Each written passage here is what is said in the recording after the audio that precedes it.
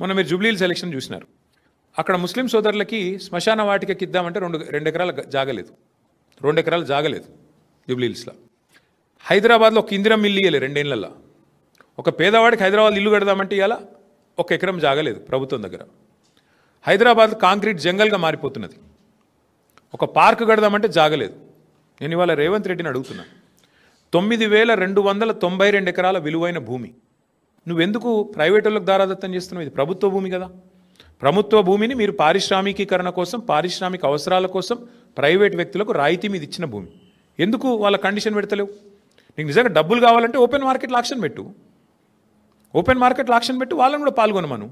జూబ్లీహిల్స్ ప్రజలు ఇచ్చిన రిజల్ట్కి మైండ్ దొబ్బి ఏం మాట్లాడుతుండో అర్థం కాకుండా BRS party working president, Sircilla శాసనసభ్యుడు, మాజీ మంత్రి కల్వకుంట్ల తారక రామారావు నోటికి వచ్చినట్టు ఒక పులికేసి లెక్క మాట్లాడుతున్నట్టు చాలా స్పష్టంగా కనబడుతుంది.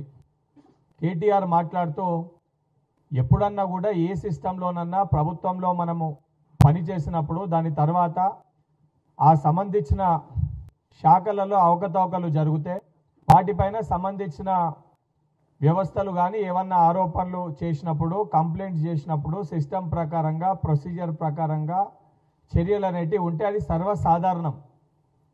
రాజకీయాల్లో ఉన్నప్పుడు నిజంగా మనం పరిపాలన చేసినప్పుడు తప్పులు జరగకపోతే, తప్పులు చేసుండకపోతే ధైర్యంగా, బలంగా, గట్టిగా వాటిని ఎదుర్కొని నిరూపించుకోవాల్సిన బాధ్యత రాజకీయ నాయకులుగా మన పైన ఉంటుంది.